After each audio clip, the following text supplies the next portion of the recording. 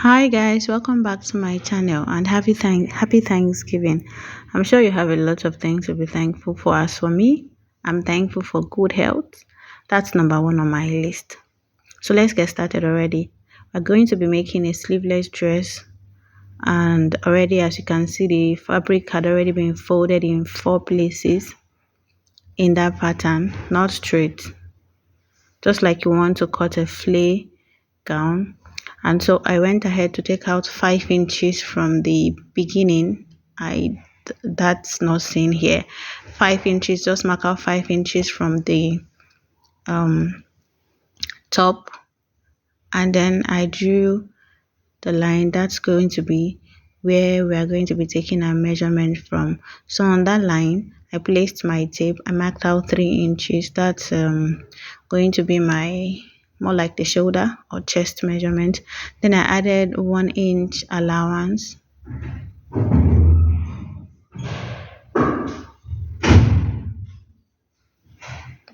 So from there I went on to mark 3 inches for armhole,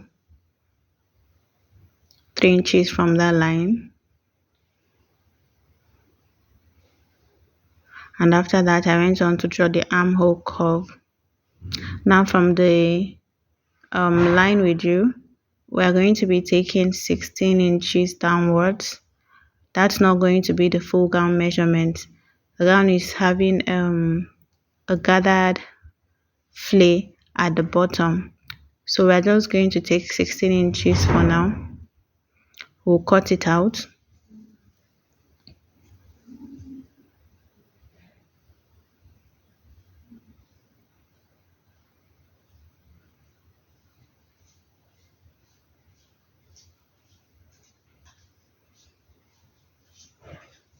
After cutting out the sides, I went on to open up the closed end.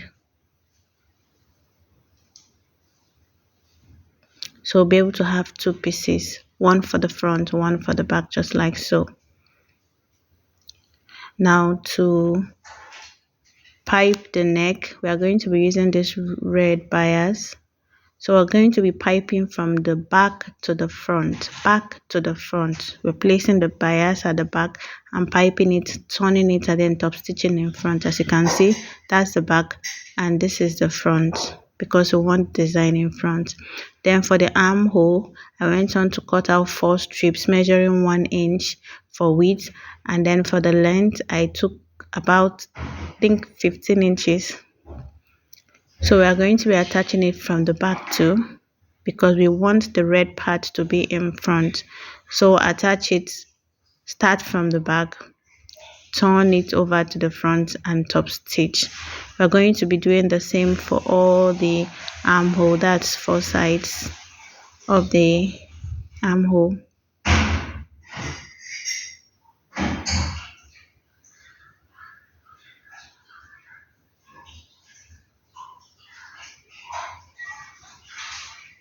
The length of these strips is actually dependent on you. If you want yours to be very long, you can make it longer or even shorter.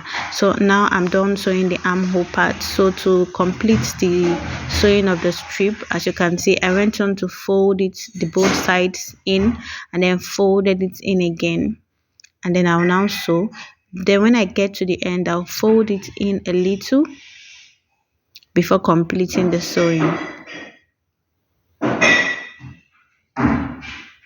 That's the end. I'll fold it in a little, just like you can see there. Then I'll now complete the sewing, just so the edge will be neat.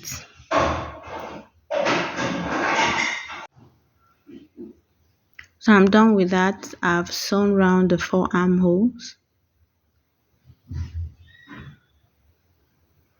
So I placed my back and front together and I sew the sides.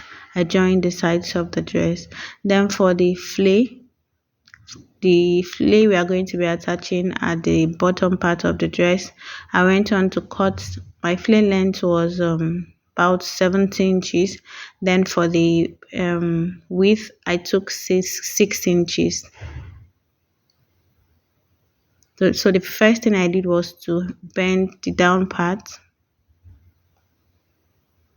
See, I'm done bending it. The next thing I'll do is to go ahead and gather the upper part of the fabric. Your flake can be longer, it can be shorter. It just depends. It depends on how you want it, whether full or not full. So now I'm done gathering. I'm going to be attaching it to the bottom part of the dress, making sure the right sides face each other like so. I'll sew round. Now I'm done sewing. This is what I have. Our dress is ready. This measurement can be used to make this particular dress for a 3-year-old, because this is for a 3-year-old.